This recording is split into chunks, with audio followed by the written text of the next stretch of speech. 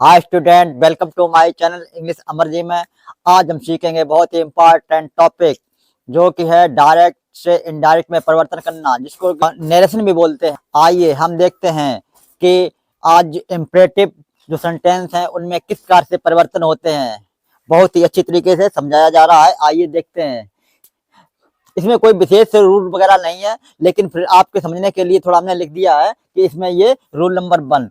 इसमें पहले आपको समझना है कि इम्परेटिव वाक्य कैसे होते हैं। इसमें ये होता है कि कोई भी बात आता है या प्रार्थना की जाती है या आज्ञा दी जाती है, इस प्रकार के जो वाक्य होते हैं वो इम्परेटिव वाक्य कहलाते हैं। जैसे कि आई से यू स्टैंड अप, तो यू इसमें बोला नहीं जाता है, तो मतलब यू जो है साइलेंट होना चाहिए। इस प्रकार से हम आइए समझते हैं कि जो इम्परेटिव वाक्य हैं इनको जो डायरेक्ट किस प्रकार बनाते हैं। आप जानते हैं कि जो हम पहले बता चुके हैं कि रिपोर्टिंग वर्ब इस प्रकार आगे के रिपोर्टिंग वर्ब होते हैं सेंटेंस में, और ये इस टाइप के जो इन्वर्टेड कामा के बीच में जो है ये होते हैं रिपोर्टेड स्पीच, जो कि वक्ता द्वारा बोली जाती है। आइए इनको परिवर्तन करने के जो समझते हैं। सैड, जो वाक्य में सैड या सैड टू लिखा होता है उसको सबसे पहले, जो वाक्य में सैड या सैड टू लिखा होता है उसको उसमें भाव देखना पड़ता है कि आगे जो स्पीच बोली जा रही है वो किस भाव से है। अब स्पीच, ये आगे वाली जो स्पीच होती है इसको स्पीच बोलते हैं कि ये आज्ञा का भाव दे रहा है, तो उसमें वहां पर ऑर्डर लगा देंगे, किसमें, सैड टू में। यानी कि स्पीच आगे का भाव अगर जो है ऑर्डर में है तो आगे सैड टू में ऑर्डर का भाव लिख देंगे। यदि सलाह, सुझाव, तो उसमें जो है एडवाइज्ड, उसकी जगह पर एडवाइज, किसकी जगह पर, ये सैड टू की जगह पर या सैड के स्थान पर, जो कि आगे होते हैं। अभी एग्जांपल देख के समझेंगे। और ये देखिए प्रार्थना या विनती का भाव, यदि उसमें रिपोर्टेड स्पीच में प्रार्थना या विनती का भाव आए तो उसमें हम जो है उसको रिक्वेस्ट में परिवर्तित कर देते हैं। अब आप सोच रहे होंगे कि केवल इतने ही 3 जो है लिखा जा सकता है, ऐसा नहीं है। ये केवल आपको समझाने के लिए है। इसमें ऑर्डर्ड के स्थान पर इंस्ट्रक्टेड, कमांडेड भी यूज हो सकता है। एडवाइज के स्थान पर सजेस्टेड भी यूज हो सकता है। रिक्वेस्ट के स्थान पर अर्ज्ड भी यूज होता है। लेकिन अत्यधिक ना करने की वजह से हम आपको ये 3 जो मुख्य से पूरा काम चल सकता है, आइए आप ये आगे समझा रहे हैं। उसके बाद जब इतना हम लोग कर लेंगे, सेट टू का इसमें ऑर्डर, एडवाइज या रिक्वेस्ट में परिवर्तन कर लेंगे, उसके बाद हमें देखना पड़ेगा कि जो कामा इन्वर्टेड कामा होते हैं, कामा इन्वर्टेड कामा, जैसे यहाँ पे इन्वर्टेड कामा, इनके स्थान पर कुछ नहीं लगाना है, कुछ नहीं लगाना, केवल टू लगाना है, केवल टू लगाना है। और उसके बाद क्या लगाना है, उसके बाद वर्ब लगानी है, जो इसमें की जो है इसमें होती है रिपोर्टेड स्पीच में वर्ब होती है। बस वर्ब के पहले ही केवल टू लगाना है और बाद का जो कहते हो लिख देना है। आइए देखते हैं। इसमें कामा इन्वर्टेड कामा के स्थान पर टू लगाते हैं। एक तो ये बात हो गई। या दूसरी तरीके से हम समझ सकते हैं कि जोड़ते समय वर्ब के आगे टू लगाते हैं। मतलब जब हम जोड़ते हैं तो वर्ब के आगे टू लगाते हैं। आइए देखते हैं कैसे। और एक नई बात कि यदि रिक्वेस्टेड लगा हुआ हो, यदि हम रिक्वेस्टेड लगाएं तो उसमें जब प्रार्थना हम रिक्वेस्टेड का भाव दे ही रहे हैं तो उसमें यदि प्लीज, काइंडली, सर या मैडम कोई आते हैं लिखे हुए उसमें पहले से, तो उनको वहां पर नहीं लिखा जाता। ये जो है उनको यहाँ पर नहीं लिखेंगे। अब एग्जाम्पल से समझते हैं कि एग्जाम्पल किस प्रकार के आएंगे और हम उसमें जो है बनाने का प्रयास करेंगे। देखिए, आई सेड टू हिम, उसके आगे हमें पढ़ना है लीव द क्लास, कि मैंने उससे कहा कि कक्षा को छोड़ दो। इसमें आपको ये समझना है कि मैंने उसमें प्रार्थना की है या ऑर्डर दिया है या उसके बाद कुछ सलाह दी है।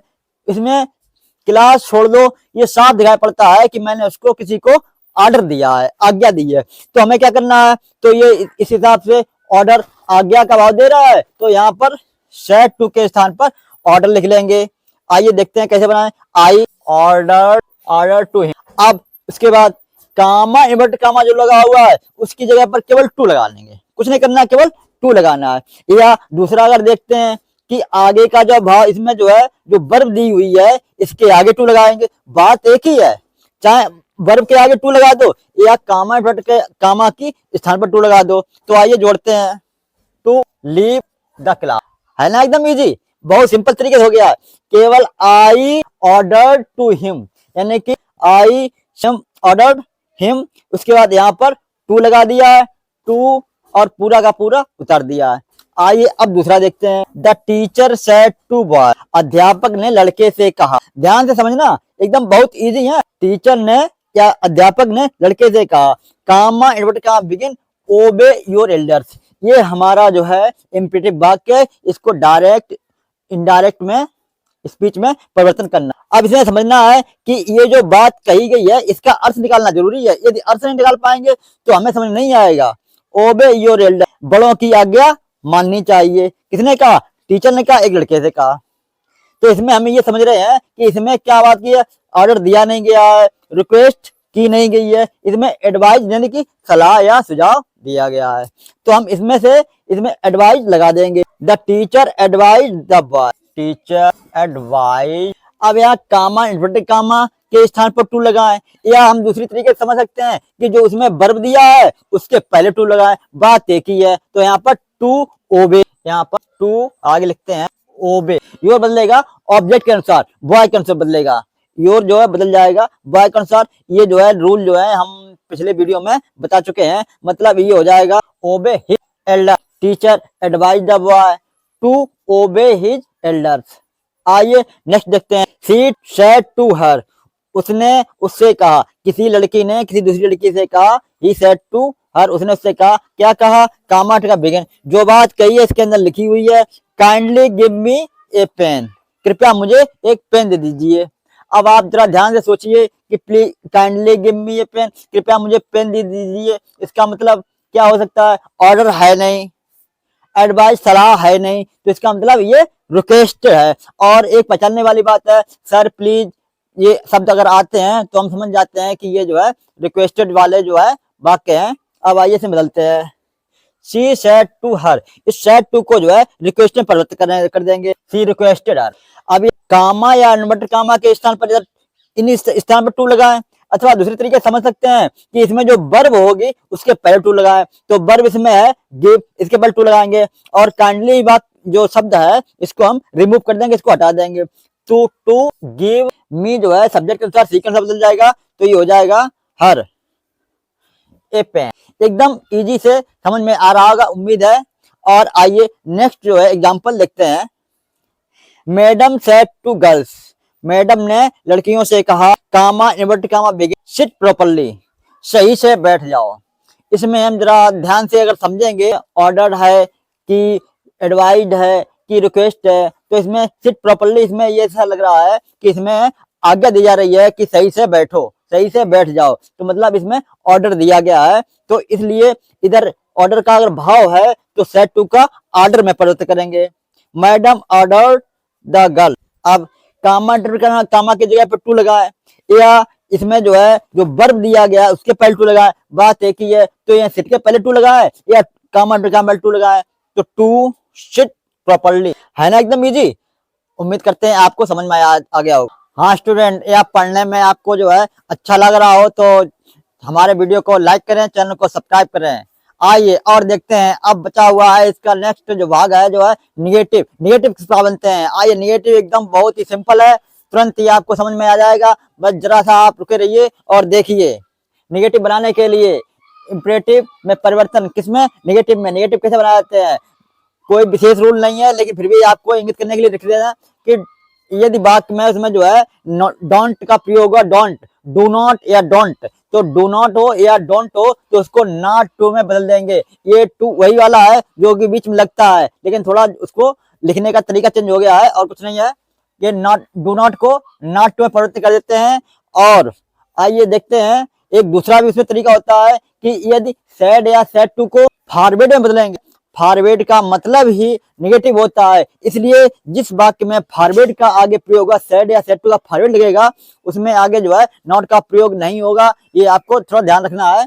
तो आइए हम आपको दोनों तरीके से समझाने का प्रयास करेंगे। आइए देखते हैं। पहले तरीके से डू नॉट का नॉट टू में परिवर्तन। आइए देखते हैं। जैसे ये है, the teacher said to us, यानी कि अध्यापक ने हमसे कहा। कॉमेंट का begin, do not make a noise, शोर मत करो। यानी कि टीचर ने हमसे कहा कि शोर मत मचाओ या शोर मत करो। तो उसका ये बनेगा, इसमें हमें लग रहा है कि इसमें रिक्वेस्ट तो है नहीं, ना रिक्वेस्ट है, ना कोई सलाह है, इसमें सीधा सीधा दिखाई पड़ रहा है कि इसमें ऑर्डर दिया गया है, सर ने डांटा है, हमें ऑर्डर दिया है कि जो है शोर मत मचाओ। तो इसमें पहले क्या लगेगा, ordered. The teacher ordered, said to का क्या हो गया है, ये हो गया है ऑर्डर्ड अस। अब ये तुरंत ये यहाँ पे डू नॉट का ये नॉट टू में बदल गया है, डू नॉट का नॉट टू में, इसके अनुसार।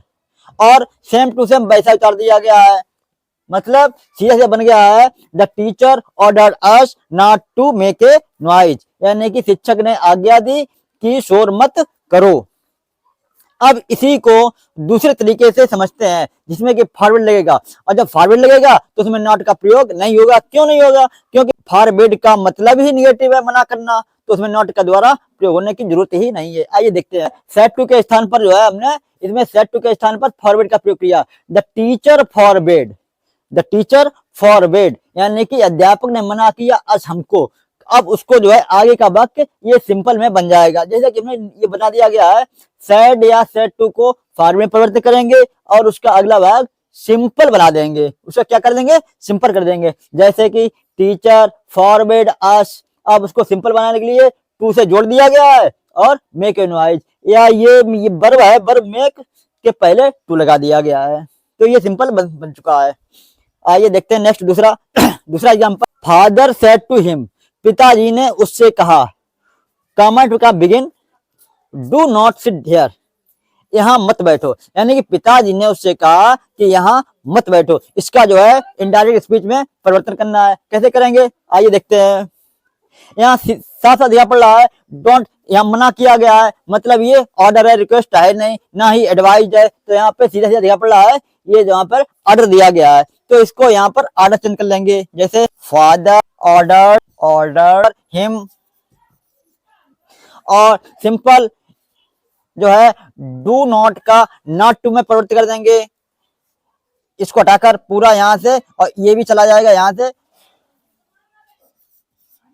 Not to sit here. आपको यदि हमारा वीडियो पसंद आए तो लाइक करें, चैनल को सब्सक्राइब करें, और इसी प्रकार देखने के लिए नेक्स्ट वीडियो देखते रहें। हमारा चैनल बहुत ही इजी प्रकार से मिल जाता है, केवल उसमें यूट्यूब पर सर्च करना है इंग्लिश अमर जी और तुरंत ही हमारा चैनल मिल जाता है।